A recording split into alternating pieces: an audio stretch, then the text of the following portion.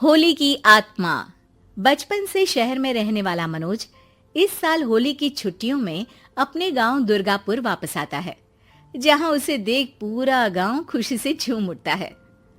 जब गया था तब इतना सा था और अब देखो कितना बड़ा हो गया है। हाँ सरपंच जी, जब मैं गया था तब आप भी बहुत जवान थे और अब देखो कितने बूढ़े हो गए हैं आप। चलो चलो, बढ़िया है। बच्चा घर वापस आ गया। इसी खुशी में आज रात पार्टी होगी। क्या बात है, गांव में भी पार्टियां होने लगी। वैसे अगर पार्टी की बात है तो आज क्यों सीधा होली पार्टी करते हैं। होली पार्टी की बात सुन चहल पहल में अचानक सन्नाटा छा जाता है, जिसे देख मनोज को कुछ अजीब लगता है। लेकिन तभी सरपंच बात पलट देता है। अब बहुत देर हो गई, चलो सब अपने घर चलो, पार्टी के बारे में कल सोचेंगे। मनोज भी मम्मी पापा के साथ घर आ जाता है, पर होली पार्टी और उस पर पूरे गांव की खामोशी वाली बात अभी तक उसके जहन से निकलती नहीं। पापा, होली पार्टी की बात पर सब चुप क्यों हो गए थे? अरे होगी उनकी कोई अपनी बात। मुझे गांव की पंचायत ही थोड़ी पता है। थक गया हूँ, चलो सो जाते हैं, कल बात करते हैं। पापा की बात मानते हुए मनोज भी सोने चला जाता है। आज तो छुपा लिया, लेकिन हफ्ते बाद जब होली का दिन आएगा तब इसे कैसे रोकोगे?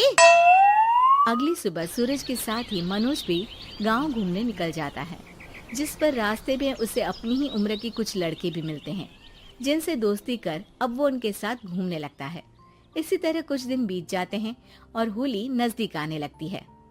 दोस्तों, होली में 4 दिन ही बचे हैं, पर गांव में उसकी कोई तैयारियां क्यों नहीं दिख रही? क्योंकि यहाँ होली नहीं मनाई जाती। अरे पर ऐसा क्यों? वो राजा भूषण। अरे तुम 4 दिन के लिए आए हो, क्या इतना सोच रहे हो? चलो कुछ खाने चलते हैं। इसी के साथ एक बार फिर होली की बात को टलते हुए देख मनोज को शक होने लगता है। वो घर पहुंचते ही इंटरनेट पर अपने गांव और राजा भूषण के बारे में जानकारी निकालने लगता है। क्या? मुझे आज तक ये नहीं पता था। ऐसा कैसे? किसी ने मुझे कुछ बताया क्यों नहीं? सारी जानकारी लेने के बाद मनोज गांव वालों या अपने मम्मी पापा से कुछ पूछे बिना खुद ही उसकी सच्चाई के बारे में छानबीन करने लगता है, जिसके चलते वो राजा भूषण की हवेली में पहुंचता है। वाह, क्या हवेली है यार। पर क्या यहाँ सच में कोई भूत है? हेलो भूत जी, कोई है क्या? हम इस साल गांव में होली सेलिब्रेट कर रहे हैं, क्या आप उस पर थोड़ा इंटरव्यू देंगे? मनोज के ऐसा बोलते ही गांव में तूफान उठ जाता है और हवेली में रखी सारी चीजें हिलने लगती है। एक अदृश्य शक्ति मनोज को धक्का देकर हवेली से बाहर निकाल दरवाजा बंद कर लेती है। ये सब देख मनोज हैरान रह जाता है। क्या अभी मुझे हवा ने धक्का देकर बाहर निकाल दिया?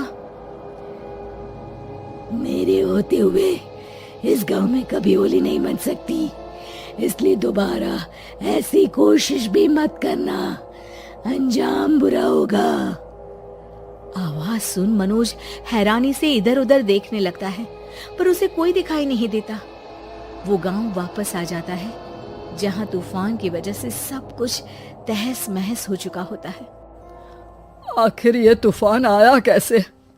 ना ऐसा कोई मौसम था और ना ही हमने होली का त्योहार मनाने की बात की थी। सरपंच की बात पर कोई रिएक्शन दिए बिना मनोज चुपचाप अपने घर चला जाता है। इस तरह देखते ही देखते होली का दिन भी आ जाता है और मनोज रंग लेकर गांव में निकल जाता है, लेकिन गांव पूरी तरह खाली होता है।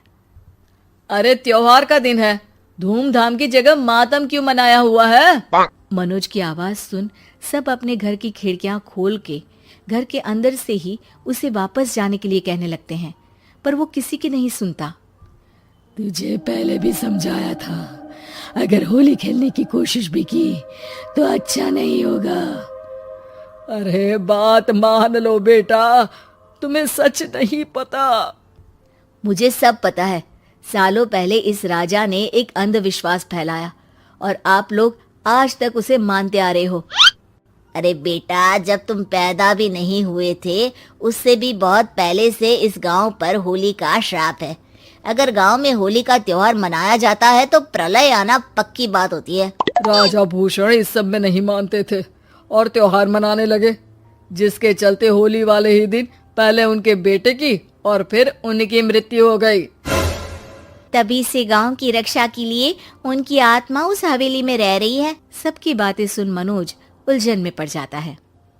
सोचना भी मत मनोज, अगर तुमने इस परंपरा को तोड़ने की कोशिश भी की तो उसका परिणाम इस गांव और गांव के लोगों के लिए अच्छा नहीं होगा।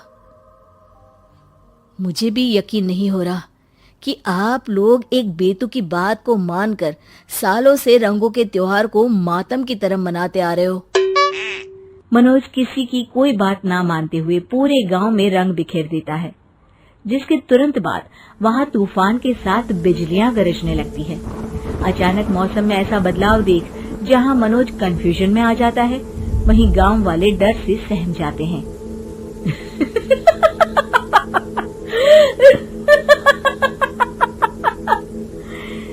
इस लड़के ने हमारे जैसे सिर्फ अपने स्वार्थ के लिए नहीं बल्कि पूरे गांव की खुशियों के लिए यहाँ होली मनाई है, जिस वजह से अब इस गांव पर होली का श्राप टूटता है।